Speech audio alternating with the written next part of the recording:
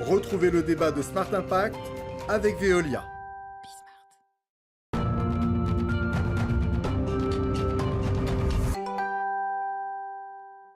Les invités du débat de ce Smart Impact, c'est Claudia Ruza, bonjour, bienvenue. Vous êtes la directrice générale de Positive Planet, et Jim Pasquet, bonjour. Co-fondateur avec Marius Amelot de cette entreprise qui s'appelle Le Pavé. Vous allez nous expliquer ce qu'est le Pavé. Mais d'abord, présentation de l'association Positive Planet, c'est quoi ? Positive Planet, c'est une association qui favorise l'inclusion économique des habitants des quartiers populaires et améliore leur employabilité. Concrètement, on est implanté dans 170 quartiers en France et on va vers les habitants des quartiers pour les aider à créer leur entreprise. Et parce qu'on part du principe que parfois c'est plus facile de trouver des clients qu'un patron. Oui. Et donc vous avez lancé ce classement des leaders positifs, 35 leaders positifs de moins de 35 ans avec les Éco-Start. Pourquoi ce classement ? C'est quoi l'idée de départ ? L'idée de départ, c'était de se dire qu'on voulait voir un classement qui ressemblait, nous, à la France qu'on côtoyait quotidiennement. C'est-à-dire une France qui met en avant la diversité, peu importe le diplôme, le genre, qui met en avant, c'est vraiment cette France qui agit. Et c'était ça qu'on voulait mettre en avant, des gens qui font et qui ne se sont pas dit parce que je viens de tel milieu social, parce que je suis une femme, je ne peux pas y arriver. Non, j'agis et en plus j'agis pour l'intérêt des générations futures. Et alors, c'est plutôt les leaders que vous mettez en avant ou les solutions ? Les deux en même temps, j'imagine ? Les deux en même temps. Et puis, nouveauté de cette année, donc on a en fait des influenceurs et des activistes qui font partie de ce classement, des entrepreneurs comme Jim, et également des collaborateurs d'entreprises. Des entreprises qui peuvent être positives, d'autres pas encore.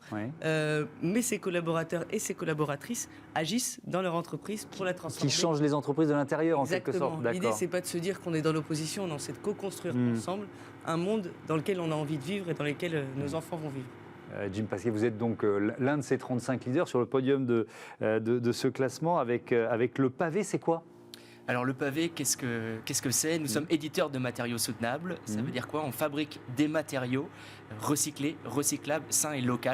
Donc concrètement, on va prendre des sources de déchets plastiques, on va les transformer sous forme de panneaux, et ces panneaux vont servir dans différentes applications dans le monde du bâtiment, des plans de travail, des revêtements de sol, des revêtements de murs. Ouais. Donc ça fait 5 ans, je crois, que vous avez créé l'entreprise, vous venez de fêter vos 5 ans, avec donc un système de, j'ai bien préparé l'émission, de thermocompression. Alors comment ça marche ? Et puis peut-être comment il est né, parce que c'est une histoire sympa à raconter. Oui, tout à fait. Donc cette histoire, elle commence dans les bancs de l'école d'architecture de l'école de Versailles, avec un cas d'étude qui est de refaire une école au milieu du désert, au Kenya. Et donc le cas d'étude nous donnait cette contrainte de travailler des ressources en local. Il y avait une déchetterie qui n'était pas loin de cette école fictive. On a commencé à expérimenter le déchet plastique. Donc ce qu'on a fait, c'est qu'on a pris des déchets plastiques dans la poubelle jaune, on les a broyés dans un blender maison et puis on les a chauffés dans un four maison. Ça a formé un panneau. Et de ce panneau est né ce projet Le Pavé, qui était de fournir une solution pour le monde du bâtiment grâce à un matériau éco-responsable. Claudia Ruza, qu'est-ce qui vous a séduit dans l'histoire de Jim, Marius et de leur invention ? Tout. Alors déjà, les profils des deux fondateurs, parce qu'en fait, nous aussi, l'idée, c'était de classer à la fois le projet, qu'il ait un impact social, écologique, ce qui était le cas du Pavé et du projet de Jim, et également le profil, c'est-à-dire la capacité à fédérer autour de convaincre. Donc c'est ça qui nous a plu chez le profil de Jim et de son cofondateur, mais également de tous les leaders qu'on voit dans ce classement, qui ont tous en plus, qui sont super différents, je pense que ça s'est vu lors de la soirée, mais qui ont tous en commun cette volonté d'agir et de changer les choses. Oui, c'est ça leur point commun, à part la jeunesse, quoi. Vous dites, ce sont des je sais plus comment on dit, des faiseux, quoi. C'est des gens qui agissent, quoi. C'est ceux qui font. Et c'est ceux que parfois on valorise pas assez. Alors que concrètement, ils agissent quotidiennement tout autour de nous et ils trouvent des solutions. Alors, et ensemble, on est persuadés, en plus, qu'en les faisant se rencontrer, peut-être qu'ils vont trouver la solution, en tout cas des solutions qui permettront à plus grande échelle d'avoir un impact social et écologique important pour le bien vivre ensemble. Alors, pour bien comprendre, Jim Pasquet, vous n'êtes pas allé au Kenya, c'était un cas d'école, c'est ça ? Oui, juste un cas d'école. Et alors, vous l'avez développé où ensuite ? C'est-à-dire qu'il a fallu créer prouvé que c'était possible, qu'à partir de déchets, c'est que des déchets plastiques ou c'est des déchets multiples et variés déjà, première question. Puis ensuite, où est-ce que vous l'avez mis en place et industrialisé? Oui, toute l'innovation qu'on a importée, c'est de fabriquer un matériau 100% à partir de déchets plastiques. Donc c'est du PEHD. Ouais. C'est ce qu'on va retrouver dans nos flacons de shampoing, les bouchons de bouteilles, beaucoup dans le monde de la cosmétique alimentaire. L'idée, c'était de sortir du cycle court-termiste le déchet plastique pour lui retrouver un sens et un usage dans le monde du bâtiment. Toute la difficulté au départ, ça a été avec cet échantillon de trouver un industriel qui était capable de fabriquer le matériau. On ne l'a pas trouvé et donc du coup, on a dû s'improviser nous-mêmes d'une certaine manière industrielle.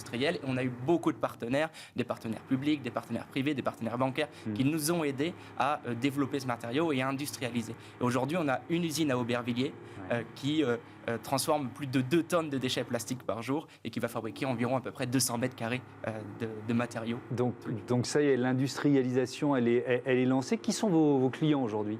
Aujourd'hui, on travaille principalement avec des architectes et des designers qui nous prescrivent sur des projets, sur différentes applications. Et on va travailler en direct ensuite avec ce qu'on appelle des transformateurs, qui peuvent être des ébénistes, des artisans, des agenceurs, des industriels qui vont fabriquer des produits finis à partir de notre matériau. Et quand vous démarrez le projet, vous savez que cette demande existe ou alors vous l'avez vu croître année après année puisque ça fait 5 ans que vous existez? Non, d'une certaine manière, c'est un peu ce qu'on disait tout à l'heure, il faut faire pour savoir. Et donc on a commencé à présenter le matériau sur un premier salon il y a maintenant presque 5 ans. On a vu tout l'intérêt du monde de l'architecture et du design pour ce type de matériaux. Et donc c'est ici qu'on a grandi notre motivation à se dire il faut absolument qu'on industrialise la fabrication d'un matériau à partir de déchets plastiques. Claudia Ruza, je reprends les critères de sélection des lauréats que j'ai trouvés sur le site de Positive Planète, impact social et environnemental, l'un, l'autre ou les deux, hein, c'est intéressant. Le leadership, vous en avez parlé, la capacité à convaincre, l'innovation sociale, donc on identifie un besoin sociétal peu ou mal satisfait et on innove, et puis le potentiel à 5 ans, capacité de progression individuelle ou entrepreneuriale. Je voudrais insister là-dessus.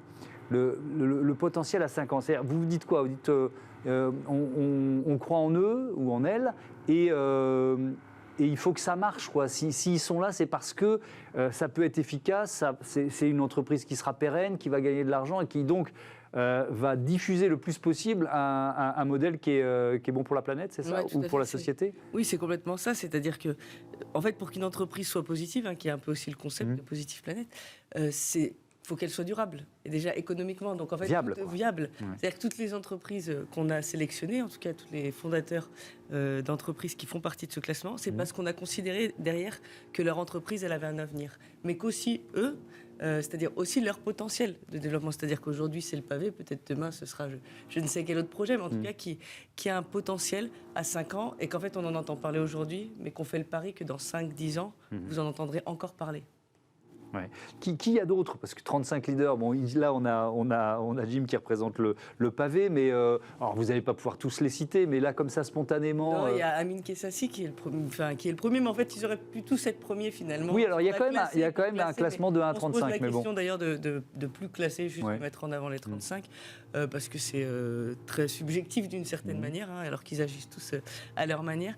Il y a Amin Kessassi, lui, qui travaille vraiment dans les quartiers, donc ça faisait beaucoup de sens aussi par rapport à ce que fait Positive Planète, pour changer un peu le regard dans les quartiers, puis agir concrètement auprès des habitants. Il y a Julia Faure elle travaille dans la mode responsable. Il y a aussi des collaborateurs d'entreprises comme Alexandra Ferré, Andrea Seculara, qui est à la Banque Rothschild, Alexandra Ferré au groupe Rocher.